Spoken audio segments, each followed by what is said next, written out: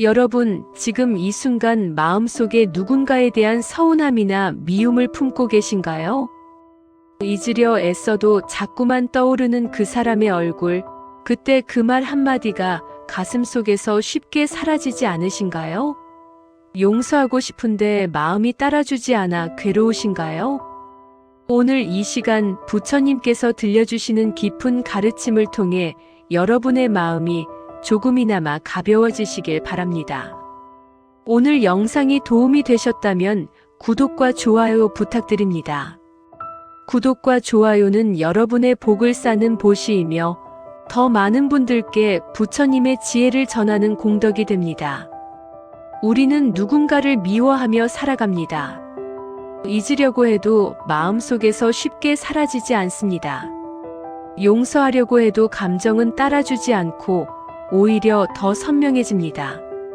시간이 지나면 잊힐 줄 알았지만 그때 그 말, 그 표정, 그 상황은 내 기억 속에 오래 남아 나를 괴롭힙니다. 그래서 우리는 이렇게 말하죠.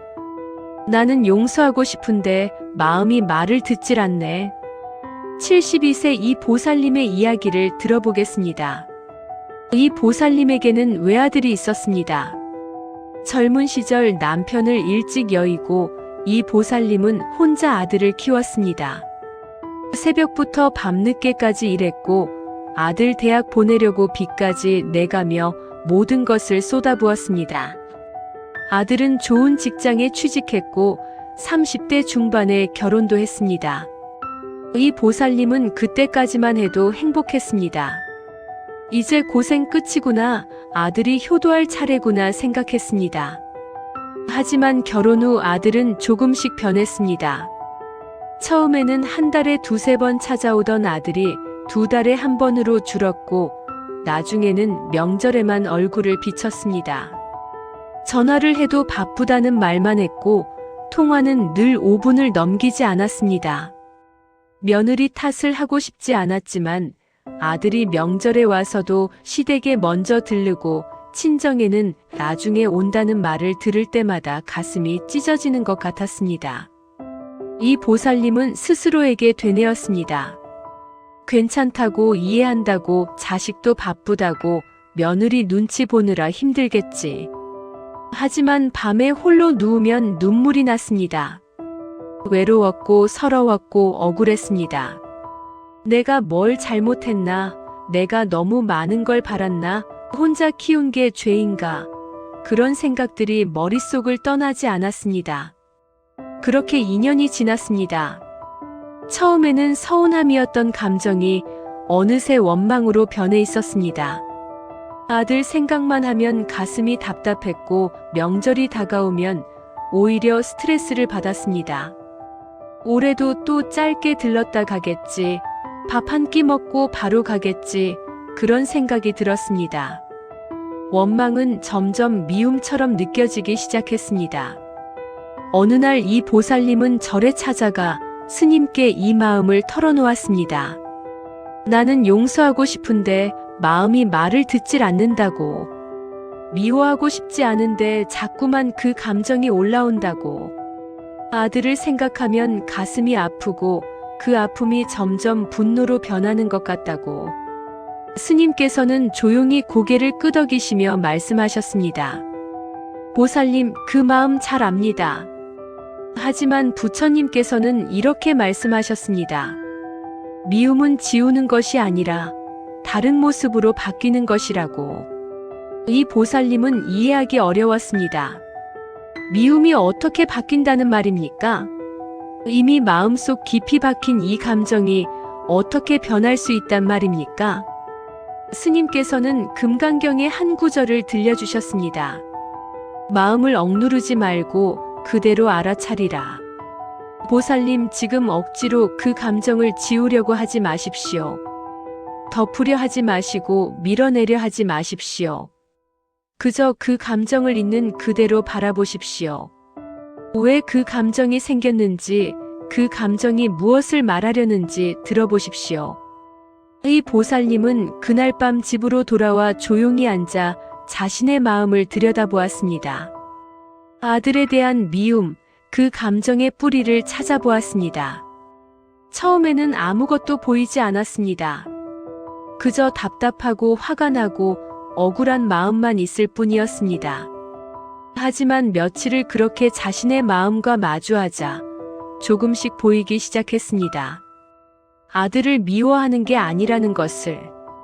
사실은 아들이 보고 싶었던 것입니다. 아들과 이야기 나누고 싶었고 아들의 일상을 듣고 싶었으며 아들에게 여전히 필요한 엄마이고 싶었던 것입니다. 미움이라고 이름 붙인 그 감정의 밑바닥에는 그리움과 외로움과 사랑이 숨어 있었습니다. 이것이 부처님께서 말씀하신 알아차림의 시작입니다. 마음속 감정은 지워버릴 수 있는 낙서가 아닙니다. 덮는다고 사라지지 않고 밀어낸다고 없어지지 않습니다. 감정은 없애는 것이 아니라 이해하며 바라보는 것입니다. 억지로 미워하지 않으려 할수록 그 감정은 더 깊이 뿌리내립니다. 하지만 그 감정을 있는 그대로 바라보고 이해하려 할 때 놀라운 변화가 일어나기 시작합니다. 이 보살님은 스님의 권유로 석 달간 자비관법 수행을 시작하셨습니다. 매일 새벽 절에 나가 아들을 위해 기도했습니다. 하지만 이 기도는 아들이 변하게 해달라는 기도가 아니었습니다. 내 마음이 아들을 이해할 수 있게 해달라는 기도였습니다. 처음 한 달은 힘들었습니다. 기도를 하면서도 자꾸만 억울한 마음이 올라왔습니다. 내가 왜 이렇게까지 해야 하나? 잘못은 아들인데 내가 왜 이 고생을 하나? 그런 생각들이 머리를 떠나지 않았습니다. 하지만 스님께서는 말씀하셨습니다. 그 생각들도 그냥 바라보십시오. 밀어내지 마시고 있는 그대로 지켜보십시오. 두 번째 달에 접어들자 조금씩 변화가 느껴졌습니다. 어느 날 기도를 하다가 문득 떠오른 생각이 있었습니다. 아들도 힘들겠구나. 직장 생활하랴, 결혼 생활 적응하랴, 시댁 눈치 보랴, 아들도 나름대로 고생이 많겠구나. 그 생각이 들자 가슴 한편이 따뜻해지는 느낌이었습니다. 유마경에는 이렇게 적혀 있습니다. 번뇌가 보리오, 미움 속에 깨달음이 있다고. 이 보살님은 처음에 이 말씀을 이해할 수 없었습니다. 어떻게 괴로운 번뇌가 깨달음이 될 수 있단 말입니까? 어떻게 고통스러운 미움 속에 지혜가 숨어 있단 말입니까? 하지만 수행을 계속하면서 조금씩 깨달아갔습니다. 미움이라는 감정 속에도 사실은 알지 못해서 생긴 오해가 있고 전달되지 못한 마음이 숨어 있다는 것을. 이 보살님이 아들을 완전히 미워하지 못하는 이유는 마음 깊은 곳에 아들을 이해하고 싶은 마음이 여전히 남아있기 때문이었습니다. 석 달째 되던 어느 날이었습니다. 기도를 마치고 집으로 돌아오는 길에 이 보살님은 문득 멈춰 섰습니다. 그리고 조용히 눈물을 흘렸습니다. 슬픔의 눈물이 아니었습니다. 깨달음의 눈물이었습니다. 이 보살님은 깨달았습니다. 자신이 아들을 미워한 게 아니라 그냥 이해받고 싶었던 거였다는 것을. 아들이 자신의 외로움을 알아주길 바랐고 자신의 그리움을 헤아려 주길 원했으며 자신이 얼마나 아들을 사랑하는지 알아주길 바랐다는 것을. 미움이라고 생각했던 그 감정의 본질은 사랑이었고 분노라고 여겼던 그 마음의 뿌리는 그리움이었습니다. 법구경에서는 이렇게 가르칩니다. 원망을 원망으로 갚으면 원망은 결코 그치지 않는다고. 오직 원망하지 않을 때만 원망은 그친다고. 하지만 여기서 원망하지 않는다는 것은 억지로 잊는다는 뜻이 아닙니다. 원망의 본질을 이해한다는 뜻입니다. 이 보살님은 그날 저녁 아들에게 전화를 걸었습니다. 오랜만에 먼저 거는 전화였습니다. 아들은 놀란 목소리로 물었습니다. 어머니, 무슨 일 있으세요? 이 보살님은 조용히 대답했습니다. 아니다, 그냥 내 목소리 듣고 싶어서. 요즘 일은 괜찮니? 통화는 여느 때보다 길었습니다. 아들은 요즘 회사 일이 힘들다는 이야기, 아이 키우느라 지친다는 이야기를 털어놓았습니다. 의 보살님은 예전 같았으면 그래도 나한테는 자주 와야 하는 거 아니냐고 말했을 것입니다. 하지만 그날은 달랐습니다. 그저 들어주었습니다. 힘들겠구나, 고생이 많구나, 그렇게 말해주었습니다. 전화를 끊은 후 아들이 문자를 보냈습니다. 어머니, 오늘 전화 고마웠어요. 의 보살님은 그 짧은 문자를 보며 또다시 눈물을 흘렸습니다. 이번에는 기쁨의 눈물이었습니다. 그 후로 한 달이 더 지났습니다. 아들은 예전보다 자주 연락을 했고 한 달에 한 번은 꼭 찾아왔습니다. 의 보살님이 변했고 그 변화가 아들에게도 전해진 것입니다. 하지만 더 중요한 것은 이 보살님 자신의 마음이었습니다. 의 보살님은 이제 아들을 생각할 때 가슴이 답답하지 않았습니다. 명절이 다가와도 스트레스를 받지 않았습니다. 아들이 오지 않아도 괜찮았고 오면 반가웠습니다. 예전에는 아들이 와도 서운한 마음이 먼저였지만 이제는 고마운 마음이 먼저였습니다. 부처님께서 말씀하신 것처럼 미움은 사라진 것이 아니었습니다.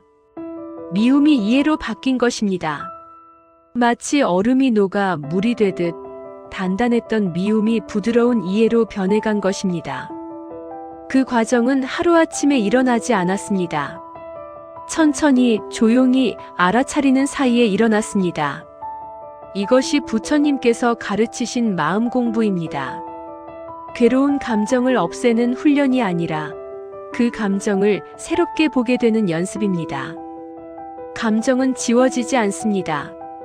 하지만 변화합니다. 미움에는 여러 얼굴이 있습니다. 자식에 대한 서운함도 미움이고 형제에 대한 원망도 미움이며 오랜 친구에 대한 배신감도 미움입니다. 하지만 부처님께서는 말씀하셨습니다. 모든 미움의 뿌리는 같다고. 이해받지 못한 마음, 전달되지 못한 진심, 그것이 미움의 시작이라고. 68세 최 보살님의 이야기를 들어보겠습니다. 최 보살님에게는 3살 터울의 여동생이 있었습니다. 어린 시절부터 자매는 각별했습니다.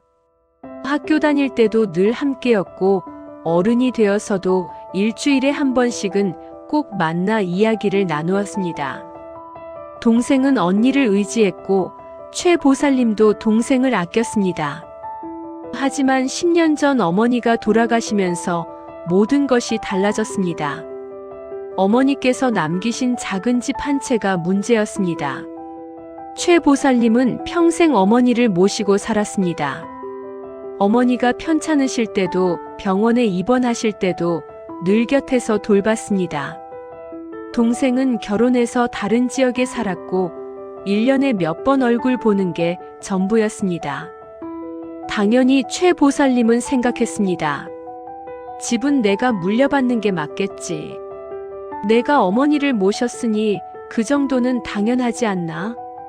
하지만 동생의 생각은 달랐습니다. 동생은 집을 팔아서 반반 나누자고 했습니다. 법적으로도 그게 맞다고 어머니께서 유언을 남기지 않으셨으니 공평하게 나누는 게 맞다고 했습니다. 최 보살님은 그 말을 듣는 순간 온몸에 힘이 빠졌습니다. 내가 평생 어머니를 모셨는데 병수발을 들었는데 그게 아무 의미가 없다는 말인가? 동생은 1년에 몇 번 와서 얼굴만 비추고 갔는데 똑같이 나누자고. 억울했고 화가 났고 배신감이 들었습니다. 결국 자매는 집을 팔았습니다. 그리고 반반 나눴습니다.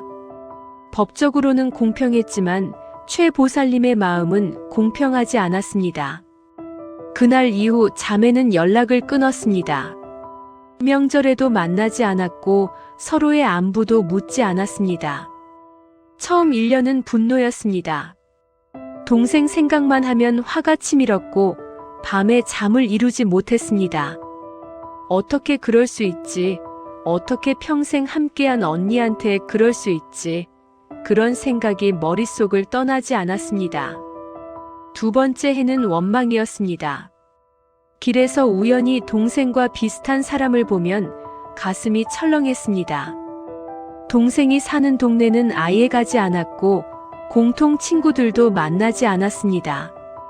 동생 이야기가 나올까봐 두려웠습니다. 세 번째 해부터는 외로움이었습니다. 분노도 지쳤고 원망도 힘들었습니다. 그냥 동생이 보고 싶었습니다. 예전처럼 일주일에 한 번 만나서 수다 떨고 함께 밥 먹고 서로 걱정해주던 그 시절이 그리웠습니다. 하지만 먼저 연락할 수는 없었습니다. 자존심이 허락하지 않았고 동생이 먼저 연락해야 한다고 생각했습니다. 그렇게 5년이 흘렀습니다. 최 보살님은 어느 날 우연히 절에 들렀다가 법문을 듣게 되었습니다. 그날 스님께서는 미움에 대해 말씀하셨습니다. 미움은 사라지는 게 아니라 이해로 바뀌는 것이라고. 미움이라고 생각하는 그 감정의 밑바닥에는 사랑이 숨어 있다고. 최 보살님은 그 법문을 듣는 내내 눈물을 흘렸습니다. 내가 동생을 미워하는 게 아니구나. 나는 그냥 동생이 내 마음을 알아주길 바랐던 거구나. 내가 얼마나 힘들었는지, 내가 얼마나 외로웠는지, 내가 얼마나 동생을 의지했는지 그걸 알아주길 바랐던 거구나. 법문이 끝난 후 최 보살님은 스님을 찾아가 자신의 이야기를 털어놓았습니다. 스님께서는 조용히 들으시더니 이렇게 말씀하셨습니다. 보살님, 미움은 때로는 사랑의 반대가 아니라 사랑의 또 다른 얼굴입니다. 서운함은 이해받고 싶었던 기억이고 분노는 알아달라는 호소이며 상처는 오래 기다린 진심입니다. 최 보살님은 물었습니다. 그렇다면 저는 어떻게 해야 합니까? 이 미움을 어떻게 바꿀 수 있습니까? 스님께서는 대답하셨습니다. 바꾸려 하지 마십시오. 그저 바라보십시오. 그 미움이 무엇을 말하려는지, 그 감정 밑에 무엇이 숨어 있는지 들여다보십시오. 부처님께서는 말씀하셨습니다. 마음을 억누르지 말고 그대로 알아차리라고. 최 보살님은 그날부터 매일 절에 나가기 시작했습니다. 새벽 예불에 참석했고 스님께 자비관법을 배웠습니다. 하지만 그것은 동생을 용서하기 위한 수행이 아니었습니다. 자신의 마음을 이해하기 위한 여정이었습니다. 처음에는 쉽지 않았습니다. 동생을 떠올리면 여전히 화가 났고 억울한 마음이 치밀었습니다. 하지만 스님께서는 말씀하셨습니다. 그 감정도 그냥 바라보십시오. 밀어내지 마시고 억누르지 마시고 있는 그대로 지켜보십시오. 최 보살님은 매일 명상을 했습니다. 조용히 앉아 자신의 마음을 들여다보았습니다. 동생에 대한 미움, 그 감정의 뿌리를 천천히 따라 내려갔습니다. 2달이 지났을 때였습니다. 명상을 하던 중 최 보살님은 문득 한 장면을 떠올렸습니다. 어린 시절 동생이 초등학교에 입학하던 날이었습니다. 동생은 학교 가기 싫다고 울었고 최 보살님이 손을 잡고 함께 등교했습니다. 동생은 최 보살님의 손을 꼭 쥐고 있었고 최 보살님은 동생에게 말했습니다. 언니가 있으니까 괜찮아. 언니가 지켜줄게. 그 기억을 떠올리는 순간 최 보살님은 깨달았습니다. 내가 화가 난 건 돈 때문이 아니었구나. 동생이 나를 믿지 않은 것 같아서, 동생이 나를 이용한 것 같아서, 그 특별했던 우리 관계가 무너진 것 같아서 아팠던 거구나. 유마경의 말씀이 떠올랐습니다. 번뇌가 보리오, 미움 속에 깨달음이 있다. 최 보살님은 이제 그 말씀을 이해할 수 있었습니다. 미움이라는 감정 속에는 알지 못해서 생긴 오해가 있었고 전달되지 못한 마음이 숨어 있었습니다. 최 보살님은 상상해 보았습니다. 동생의 입장을. 동생도 어려웠을 것입니다. 언니가 어머니를 모신 것은 알지만 자신도 살림이 빠듯했을 것입니다. 아이들 키우랴, 시댁 눈치 보랴 힘든 일이 한둘이 아니었을 것입니다. 집을 반반 나누자고 한 것도 언니를 미워해서가 아니라 자신의 형편이 어려워서였을 수도 있겠다는 생각이 들었습니다. 그 순간 최 보살님은 또 다른 것을 깨달았습니다. 동생도 나처럼 외로웠을 거라는 것을. 동생도 언니와 연락이 끊긴 이 5년이 괴로웠을 거라는 것을. 동생도 먼저 연락하고 싶었지만 자존심 때문에, 미안함 때문에 어떻게 시작해야 할지 몰라서 망설였을 거라는 것을. 부처님께서 말씀하신 자비관법은 바로 이것이었습니다. 상대의 고통을 내 고통처럼 느끼는 것. 상대의 어려움을 이해하는 것. 상대도 나처럼 불완전한 사람이고, 상대도 나처럼 실수하고, 상대도 나처럼 외롭다는 것을 아는 것. 석 달째 되던 어느 날, 최 보살님은 스님께 여쭈었습니다. 스님, 제가 이제 동생을 용서한 것 같습니다. 아니, 용서라는 말이 맞지 않네요. 제가 이제 동생을 이해한 것 같습니다. 스님께서는 미소 지으시며 말씀하셨습니다. 보살님, 그것이 바로 부처님께서 말씀하신 깨달음입니다. 미움이 사라진 것이 아닙니다. 미움이 이해로 바뀐 것입니다. 하지만 최 보살님에게는 아직 큰 산이 하나 남아 있었습니다. 동생에게 먼저 연락하는 것. 5년 동안 쌓인 침묵의 벽을 깨는 것. 그것이 두려웠습니다. 스님께서는 조용히 말씀하셨습니다. 보살님, 미움이 올라올 때 이렇게 마음에 물어보십시오. 이 감정은 지금 내게 무엇을 알려주려고 하는가? 그 순간 감정은 사라지지 않지만 방향을 바꿉니다. 원망이 질문이 되고 분노가 이해로 바뀌며 거절이 공감으로 흘러갑니다.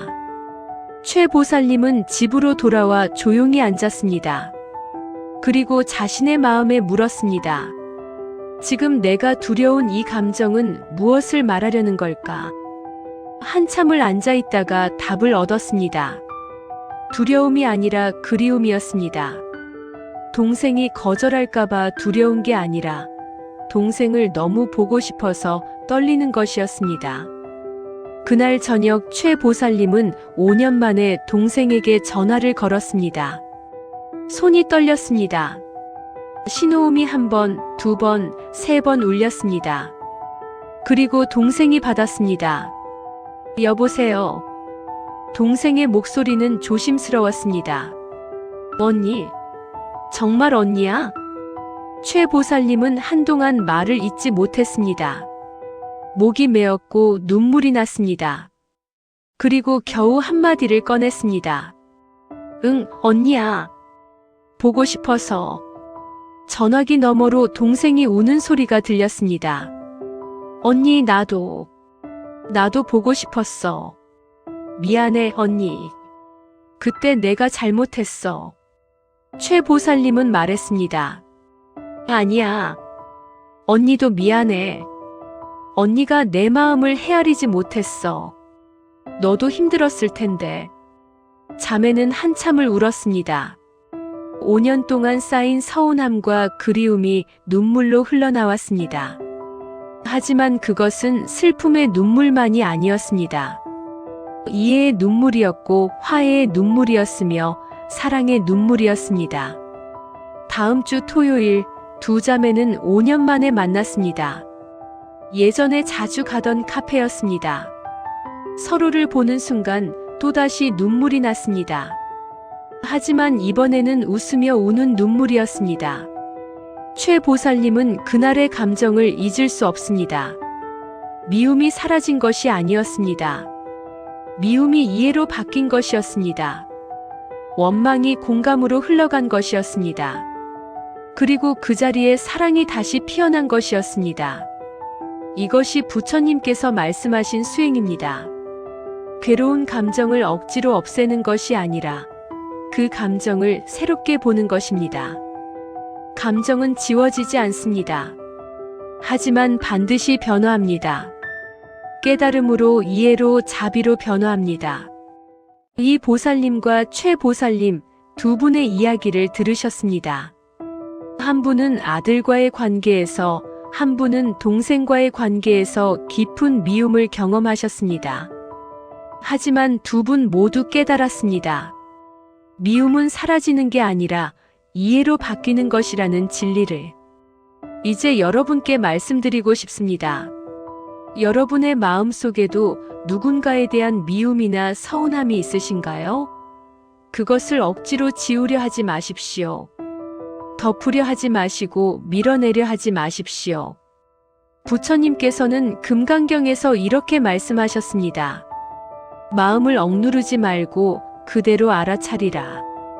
여러분의 그 감정을 있는 그대로 바라보십시오.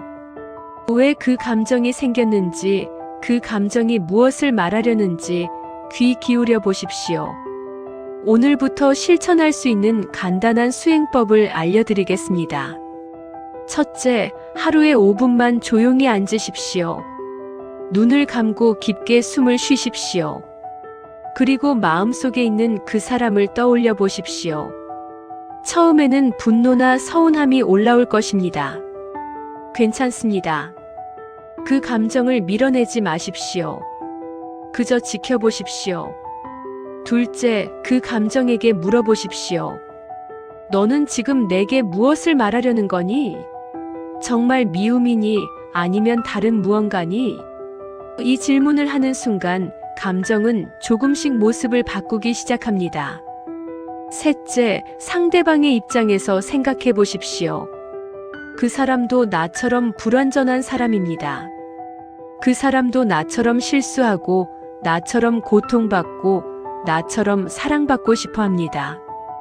이것이 부처님께서 가르치신 자비관법의 시작입니다.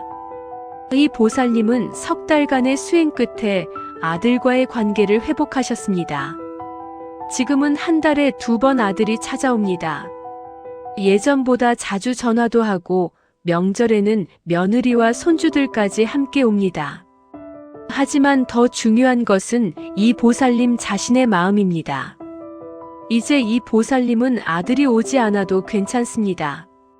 오면 반갑고 오지 않아도 평안합니다. 미움이 이해로 바뀌었기 때문입니다. 최 보살님과 동생은 지금 다시 예전처럼 일주일에 한 번씩 만납니다. 함께 밥을 먹고 수다를 떨고 서로를 격려합니다. 5년의 공백이 있었지만 그 공백은 오히려 두 자매의 관계를 더 깊게 만들었습니다. 미움을 겪고 이해에 도달한 관계는 이전보다 더 단단하기 때문입니다. 여러분도 할 수 있습니다. 지금 당장은 어렵게 느껴질 수 있습니다. 미움이 너무 깊고 상처가 너무 크고 용서할 수 없을 것 같다고 생각하실 수 있습니다. 하지만 부처님께서는 약속하셨습니다. 미움은 반드시 변한다고. 이해로, 자비로, 사랑으로 변한다고. 그 변화는 하루아침에 일어나지 않습니다. 이 보살님과 최보살님은 석 달이 걸렸습니다. 어떤 분은 한 달이면 충분할 수도 있고 어떤 분은 100일이 필요할 수도 있습니다. 중요한 것은 시간이 아닙니다. 중요한 것은 마음을 바라보기 시작했다는 것, 그 첫걸음을 떼었다는 것입니다. 미움은 사라지지 않습니다. 하지만 언젠가 이해로 바뀝니다. 감정은 강요로 바뀌지 않지만 깨달음으로는 반드시 바뀝니다. 오늘 내 마음을 있는 그대로 바라보는 것, 그것이 수행의 시작입니다. 법구경에서는 이렇게 말합니다. 원망을 원망으로 갚으면 원망은 결코 그치지 않는다. 오직 원망하지 않을 때만 원망은 그친다. 여러분, 원망하지 않는다는 것은 억지로 잊는다는 뜻이 아닙니다. 원망의 본질을 이해한다는 뜻입니다. 그날 당신의 미움은 아주 조용히 이해라는 이름으로 바뀔 것입니다. 그것이 바로 부처님께서 말씀하신 마음이 자라는 순간입니다. 그것이 바로 번뇌가 보리로 바뀌는 순간입니다. 그것이 바로 여러분의 인생이 진정으로 평화로워지는 순간입니다. 오늘 밤 잠들기 전에 5분만 시간을 내십시오. 조용히 앉아 눈을 감으십시오. 그리고 마음속 그 사람을 떠올려 보십시오. 미움이 올라오면 그것을 바라보십시오. 그리고 조용히 물으십시오. 이 감정은 무엇을 말하려는 걸까? 그 질문을 시작하는 순간 여러분의 마음은 이미 변하기 시작한 것입니다. 미움이 이해로, 원망이 공감으로, 분노가 자비로 바뀌기 시작한 것입니다. 부처님께서는 우리를 지켜보고 계십니다. 우리의 고통을 아시고 우리의 노력을 보시며 우리의 깨달음을 축복하십니다. 나무 아미타불 관세음보살. 여러분 모두 성불하십시오. 오늘 이 법문이 여러분의 마음에 작은 씨앗이 되기를 바랍니다. 그 씨앗이 자라나 이해의 꽃이 피고 자비의 열매를 맺기를 기원합니다. 오늘도 이 영상을 끝까지 들어주신 여러분께 깊은 감사를 드립니다. 구독과 좋아요는 더 많은 분들께 부처님의 지혜를 전하는 보시입니다. 여러분의 하루하루가 평안하고 복되기를 기원합니다.